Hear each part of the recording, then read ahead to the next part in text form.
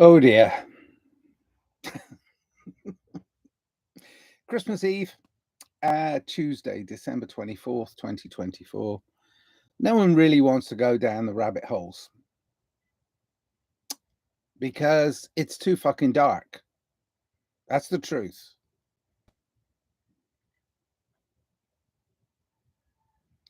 For years and years and years, I mean, early childhood, spotting things that I spotted and seeing the people I saw, working with the people I've worked with, being the person I am, has allowed me access to be a witness, and I didn't like it, but I saw it and I didn't like it. And now I talk about it, but people look at me and their eyes glaze over. It's real. But I understand why people don't want to see it. It's gross. It's absolutely fucking disgusting. The way humans treat other humans is absolutely disgusting. I'm sorry, but it's just true.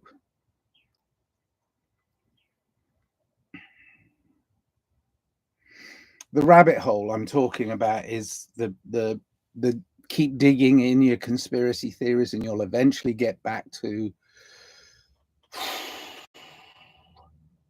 animal abuse, child abuse, abuse, self-abuse. I mean, these are all just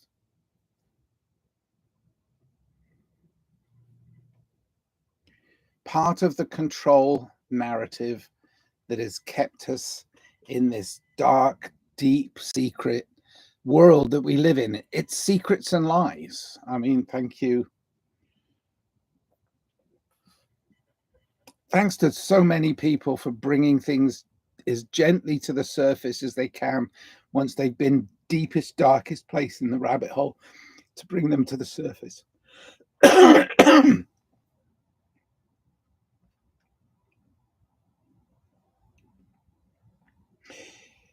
It was a gentle initiation, a gentle narrative. I mean, I'm a messenger. I get words and poetry and lyrics and ideas that just erupt in me. Some of them are based on my real childhood memories. Some of them are based on the witnessing of the narrative. All of them are true to me. But at the same time, they've never been easy to digest. I mean, people might go, oh yeah, I like that song. Oh yeah, that was a good one. And but it's like, it's not, I'm not doing this for anything other than to run a narrative for the speeding up. And I do sense a desperation in those that deem themselves the controllers, the powers that were. But now we're waking up. A decent enough percentage of humanity is realizing and recognizing that we're being puppeted by puppets. It's like, what? It's like we're being puppeted by puppets. Centuries and centuries and centuries of brainwashing and controlling the system has produced and bred and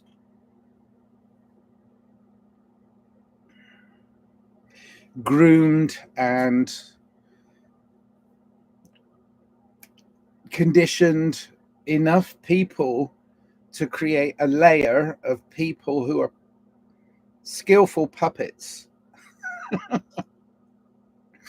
And they believe that they are controlling us because they've been trained to believe that they are controlling us, but they've got a set of controllers, you know, controlling them. The thing is, it really is, it really is good and evil. I don't want to get biblical. I don't want to get into any religious definitions. I'm just aware that there is darkness that some people can see, witness, and then still get on with life because they want to bring more light into the darkness. And that's the thing that I've managed to maintain even under the most awful temptations, awful, ridiculous temptations. I'm this close to people in Hollywood that are just really evil people, this close.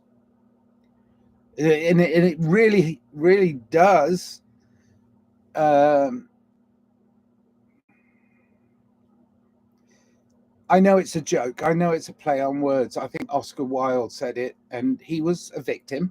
And I think he was a genius with his narrative, especially the Ballad of Reading Gaol.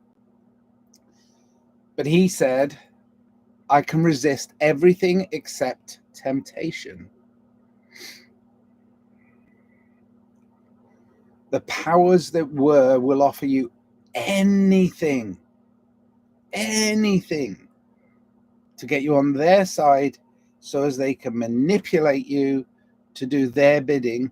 But it's not even their bidding anymore. It's above and beyond, and it's become a force of its own, which is really ridiculous because there's so many people keeping it in that middle path. I mean, many years ago, I wrote a song called Middle. I've done a bunch of remixes of Middle because I do believe that there is a middle path. It's an acceptance.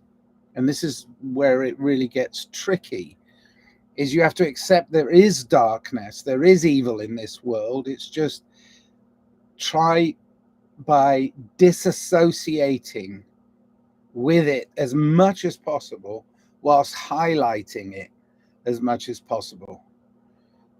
Wrote another song called Ipecac for the Beast. I worked in Hollywood. I've been trying in my own very tiny dot of a way to drop some poison into the beast. But of course, it's marginalized me and put me on the edge of being able to operate within certain circles. I'm not in the club. Never was. But I ran my own club for a while and had them come in so as I could poison their minds. But that's a really ridiculous scenario because it becomes overwhelming, you know? So it's tough. I mean, to be in one of the darkest places, I mean, Hollywood is a propagator of darkness. Went to a friend who's a good friend, and he's a very good man, and he's completely angry, miserable, and constantly battling his own inner demons because he had expectations when he was raised here in the 70s by people who were blindly going the wrong way. But he was raised by parents and friends and school to expect rewards for being, which, I mean, there are rewards for being, but they'll show you. See, this is temptation. Here it is. They'll show you what you can achieve, what you can attain. Here's the power. Here's the power. I'll give you the power. Just follow me. So I attended this friend's acting class, and within that acting class were people that wanted stardom more than they wanted to hone a craft, more than they wanted to hone a craft. So they've already gone in on the dark end. Oh, sorry, dark end. They've already gone in to the darker end of why they want to act. And to me, this whole feed the ego, I mean, take it back to being like individual, feed the ego thing is a bigger picture. And of course, we all need money, and there's nothing wrong with wanting money. But it's when we get into this real trap, and it is a trap, of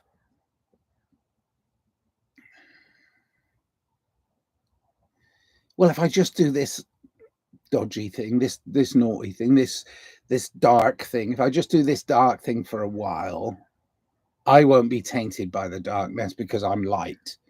Bullshit. It's utter bullshit. You stay within it thinking you're doing some good. I've thought that many times. Oh, I'm going to do some good with this. I'm going to open people's minds up. I'm going to open people's minds. Well, as soon as you do, you have to let a little bit of darkness in. And the trouble is, it stays there for a very long time. You have to purge it. It has to be purged out of you. You have to make a committed journey inside to find that spot and go, get out. That's it. I'm done with you. And sometimes it takes a geographical move. I mean, I've got lots of friends who've moved out of Los Angeles because it's too fucking dark. It's the most beautiful geographic place I've found with my world travels. I mean, there are other places in the world, but specifically California, Southern California is beautiful. The temperature, the weather, the mountains, the ocean, the desert, it's all very beautiful, and it's very, very unfortunate that within that grew something that was so dark. But that's it, you see, it's the most fertile land. So where would they plant the darkness? In the most fertile places. And of course, media grew out of Los Angeles in such a way. Anyway, I was at this acting class. Take it back to the story I was talking about. I was at this acting class, and there's this one guy there, and you can tell he's a very, very troubled man. He's trying to be an actor, and he's he's a bit flat and a bit not my friend. My friend is a brilliant actor, and he shouldn't go to this class much longer because I think they're feeding his ego, and that he's not going to get work from it, which is his intention. He wants to act. He wants to be a working actor. I think I'll try and help him find an agent that's real and see if that works. But gosh. Anyway, this other guy that was in this acting class, I'm there as an observer, and I'm sat at the back of the theater and watching these people take the stage and do their little pieces. And it was interesting. And some of the women there were pretty good because they can emote, but nearly all of them were emoting tears, which, defining yourself as an actor who can cry, has always been a thing. It's like, can you turn your tears on just like that? Well, yeah. I mean, we're all full of these reactive senses that we can access through memory. It's sad that the main authentic sadness that you see in an actor is them accessing the authentic sadness of themselves right in that moment. A bit too convoluted. Anyway, sticking with the story, this guy's up there and he's doing his piece, and he's a bit flat and all that, and then he starts talking about, because they had to do a summary of the year 2024, just a brief one, a little chat, and it was interesting. My friend did a brilliant one where he said, well, it may look bleak, but if you move the camera over here and look at it from this angle, it's not so bleak. If you move the camera over here, it is bleak. And the thing is, he recognizes that there are different ways, different perceptions, and different perspectives that you can have on these things. And there are some good things. And he's saying that the camera, and I'm thinking that he's moving the lights, he's bringing more light into it, which is great. But that's me perceiving what he's saying, and I need to talk to him about that particular thing. But anyway, this other guy was summing up his 2024, and I think part of what he was saying was true, and part of what he was saying was a story. that he's written, because it didn't ring true. You know, when you see somebody acting and you go, okay, right, they're not a very good actor, right? You can get past that part, and then you look into their humanity, and you hear the tonal changes and the nuance in their voice. Well, I mean, I think this was half true, half a story. Apparently, he works with LAPD in surveillance as his day job. And part of his job, he says, and this is where it kind of, I'm not sure if it's true or not, but part of his job is to put and help run the surveillance cameras on the Hollywood sign. Sounds a little bit too contrived for me for a wannabe actor. Anyway, it gave me a very weird vibe. But you know, he said, sorry, turn that noise off. It's my heater because it's a little bit cold this morning. But anyway, he said that yeah, working with the police has been good for him, and he has to keep his acting and his art and his music separate from his work because the LAPD probably wouldn't like it, and all. I'm like, it all sounds really, really convoluted, and it also sounds like a story. But he said the job is to help with the surveillance of the Hollywood sign because an actress recently, and many people would try and break in, because I know it's fenced and the Hollywood sign, but apparently a budding actress recently jumped off the H and committed suicide. Suicides are, anyway, I don't want to get too distracted, but, and there's people that do rituals in the Hollywood, in and around the Hollywood sign. So it's kind of like whatever. And I was like, yeah, he said, so I'm really helping save lives. He told this dark story and then said LAPD is saving lives by doing, and I was like, what about taking the sign down all completely? But that was, you know, in my head. But he didn't know. I mean, we took a break and I just sidled up to him, got a cup of tea, and I said, hey, that was an interesting story. And he's like, yeah, well, you know. And I said, so where can I find your music and your art? Where can I find you on? I don't do all that stuff because, you know, I have a job that I need to keep it separate. And I'm like, so you're an actor, you're a musician, and you work for the LAPD, but you're not LAPD, you're working with the tech of the surveillance. Yeah. And I'm like, that's weird. I said, because you tell the story as if it's something new, that somebody jumped off the H or whatever and committed suicide, when you know the story of Hollywood Land. The original sign was Hollywood Land, and when it was Orange Groves and budding new studios and the studio system was being put in place, many budding young actresses would commit suicide. There was one famous, I think, a famous book. I think it's called The Black Dahlia. Anyway, I can't remember.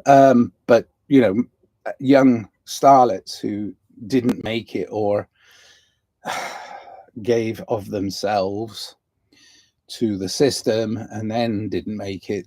Basically, they were committing suicide off of the D on Hollywood Land because it was the 13th letter, and there were lots of sigils, satanic rituals, dark occult stuff based around the running and the setup of these studios and the studio system. They were all using any powers they could, mostly dark. Again, going to go into the dark. So it was the evil people were trying to control these people, and some of them felt so defiled that they would end themselves by jumping off the D, which created a mythos around the whole Hollywood sign thing. And this guy is bringing it back to present day. And it's, to me, it's like, okay, it may be real, there may be history of it, but why is this guy trying to seed a small acting group with this current story of surveillance? And I'm like, it's weird. It's just so you have to really do your research and get into what you're doing. And a lot of people don't even want to accept that he's having to do this in this current day. Oh, no, I don't want to hear about the darkness. I don't want to hear about the darkness. Well, you're covering all of your senses by not hearing about it. But I do understand and have empathy for people that are just having the Band-Aid ripped off. I've been, like I say, since a child, I my awareness of the darkness. Anyway, what spawned this morning, because I'm doing over 20 minutes, I'm not going to go for much longer, is stay in the light. If you need to not see the battle between the dark and light and this idea then of be aware of what's going on in the world, but don't try and censor those that are telling their truth. Right? The thing is, I'm seeing cancellation, censorship. You know, people that were openly talking about how corrupt the system was and is and continues to be, because the powers that be are desperately holding on to that power if they can. You know, the powers that were. I mean, they're just not, nobody believes the politicians anymore. So there's another layer of puppetry going on. And, you know, Hollywood's very responsible for that. Or the Hollywood system is very responsible for that. So, you know, you're having to go further and further down a rabbit hole to find the rabbit hole, because mainstream media has always been controlled, but they seem complicit in their control of keeping the darkness and the power where it is, or where it was. It's no longer there. Hollywood's dying on the vine. Hollywood and Vine. Anyway, that's enough from me, because I was somewhat triggered by some of my interactions, and if it gets too dark for you when you're doing your research, just understand that it really is abusive and disgusting how